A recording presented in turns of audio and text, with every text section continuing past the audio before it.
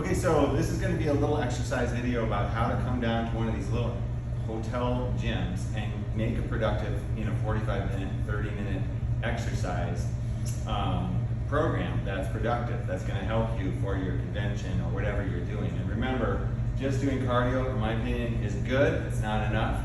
And so I'm going to kind of take you through what I did here. First of all, I came down to this gym and I wasn't really happy with it. I really like this motel, but really old, dated treadmills. This machine is a far cry from what we have at the clinic with the Kaiser.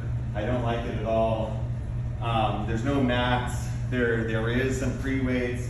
So I had to come up with a plan of how I could get something dialed in. I had to use a little creativity. I also brought with me my little CR Super Bridge loop band, which you should always do every day.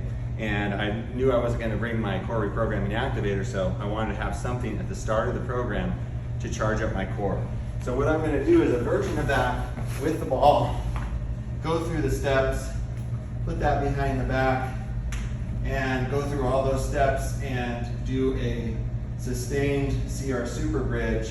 Next thing, I was really happy that they did have a ball. One of the things that's going to be part of the future of core reprogramming is using a ball, an appropriate size ball, to kind of do a deep squat bounce that stretches down into that pelvic floor, that activates the very place where the core neurologically needs to fire. So I'm just bouncing into that and breathing. And you could do this for 1 to 2 minutes. Fantastic way to start your exercise program and really get things going. So this is definitely a little designed for my sprint goal and getting me out of knee pain, but this very same program would be great, a variation of it for most people watching this. Next thing I'm going to do is put this incline at about 13, 14, pretty high. I'm going to put the speed of the treadmill, in my case, I'm going to take it up to about 1.8. And I'm going to just do some tall backwards walking, try to get my arms in this.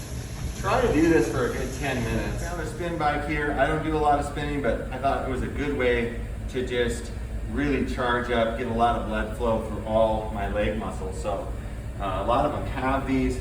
A lot of them you can strap in your feet. And I did this for about 3 or 4 minutes, just for an extra little add-on to get ready for some of the other things. I was pretty happy to see this pre-core stretch machine. I actually really like these a lot.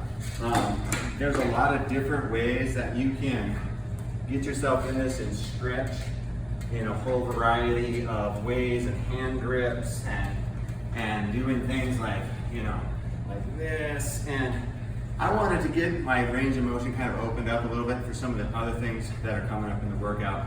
I really like one of these. I'd really like to have one at the clinic. So this gym doesn't have any kind of incline, wedges, it didn't have any steps, so I had to improvise. I'm using this for the incline. I'm just going to stand on the outside of the machine because I wanted to do some squats.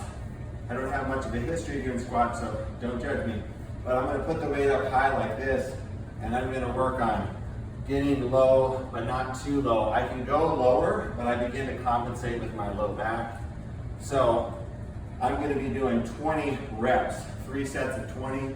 Why 20? I'm not really here at this point to try to build muscle or real strength. I'm trying to build up my connective tissue, my ligaments, my cartilage, my fascia. That's why I'm going with high reps, because I'm trying to build up my body to get ready for the next phase. The only thing I use this machine for is I found this band and I'm wrapping it around here because I do really like pull-ups. I'm not really good at doing a lot of pull-ups, so I need a little bit of assistance, because I'm going to really be trying to get up to the 15 to 20 reps on this. And I'm going back and forth, by the way, between the squats and the pull-ups.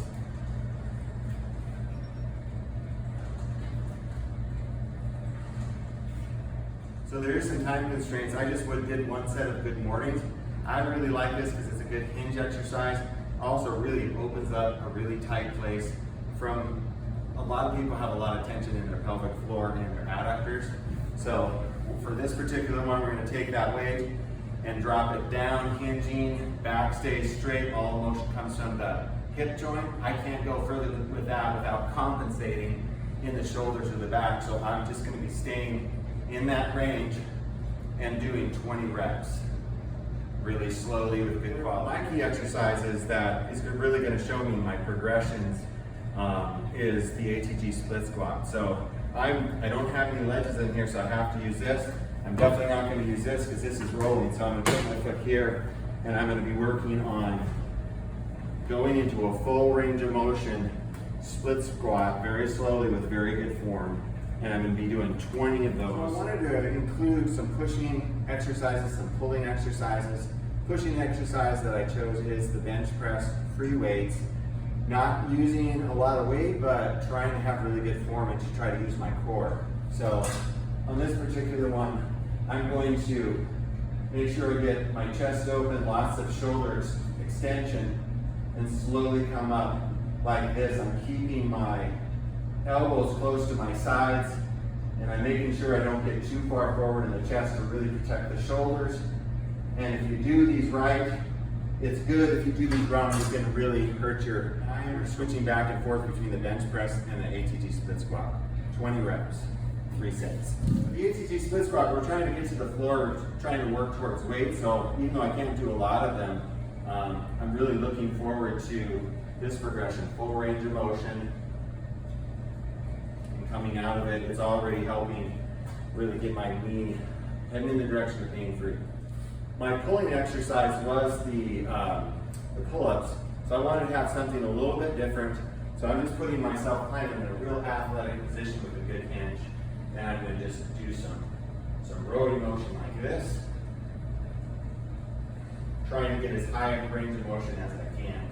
And again, you can use many different amounts of weight, just keep the form good. So I'll be talking to you about my growing theories of the stride and developing the stride, which is something I'm really excited about with my sprint project.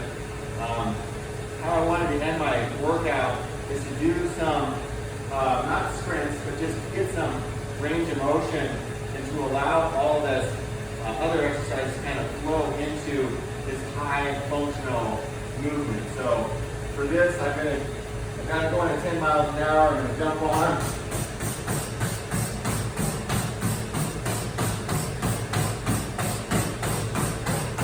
And then I'm going to jump off, but I want to take a little break on and off and do that to some good fatigue. And that's the end of the work. To conclude, you can adjust these down to meet your needs.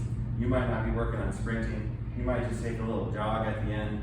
But all these things can be tailored. And if you were sitting at a conference, for example, for a whole day, this would be an incredible way to feel better, to be more productive, and to even sleep better. So highly recommended. Keep up the good work.